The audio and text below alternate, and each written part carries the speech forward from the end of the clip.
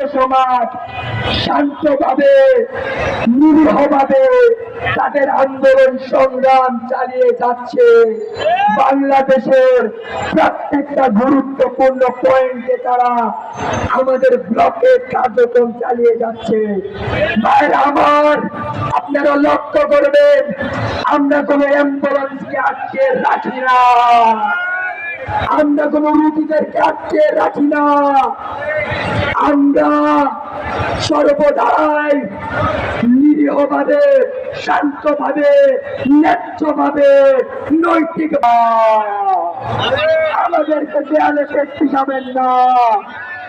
আমাদের যদি দেয়ালে পিঠ থেকে যায় করতে বলতে চাই, জাতির পিতার কণ্ঠে কণ্ঠে মিলিয়ে বলতে চাই, বাংলাদেশের লক্ষ লক্ষ আপামর ছাত্র জনতাকে দাবিয়ে রাখতে পারবেন না। আমরা যৌক্তিক আন্দোলনে রাজপথে নেমেছি। আমরা কোন অযৌক্তিক অন্যায্য বৈষম্যের পক্ষপাতিত্ববাদী কোন আন্দোলনে রাজপথে নামি নাই। ভাইরা আমার, আবারও বলতে চাই, চমৎকারের আন্দোলন চালিয়ে যাবে।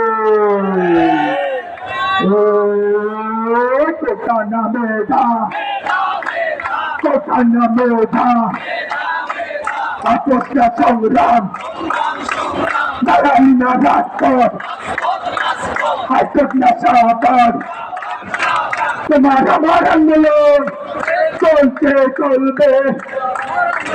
টাকা দিয়ে আন্দোলন রক্ত রক্তের বন্যায় আমার সোনার বাংলায় বৈষম্য খাই নয়, দিয়েছি তো রক্ত রক্তের বন্যায় বেঁচে যাবে অন্যায়।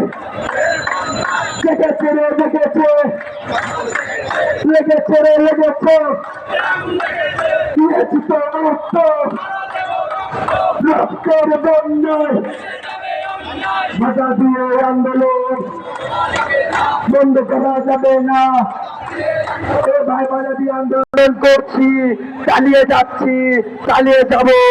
ভাইরা আমার, আপনারা আপনাদের জায়গা থেকে নিজেদের কণ্ঠকে প্রসারিত করে স্লোগান দিয়ে বলুন, কোটা না মেধা, কোটা না মেধা, দাঁড়ালি না রাজপথ, আপোষ না সংগ্রাম, হাইকোর্ট না রাজপথ, দিয়েছি তো রক্ত।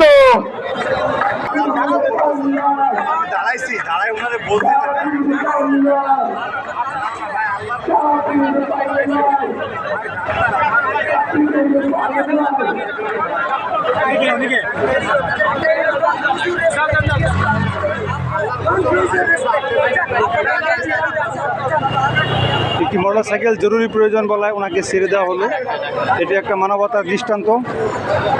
দর্শক, একদিকে যেমন দেখতে পাচ্ছেন গাড়ি অলস বসে আছে, আরেকদিকে রাস্তা ফাঁকা।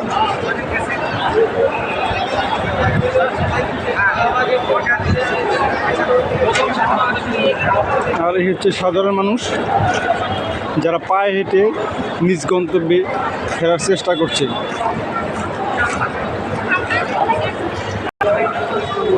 সামনে যারা হাঁটছে তারা আন্দোলনে কেউ না, সাধারণ যাত্রী। কোনো যানবাহন না পেয়ে নিজ গন্তব্যের দিকে হাঁটা শুরু করেছে।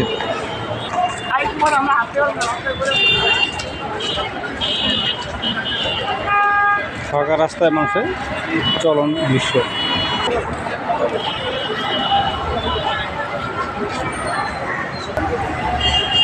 অপর পাশে যে ফাঁকা রাস্তা, চিপায় পড়ে আছে একটি অ্যাম্বুলেন্স ভর্তি রুগী, কিন্তু এই রুগীর গাড়িটি অ্যাম্বুলেন্সটি যাওয়ার কোনো উপায় নেই।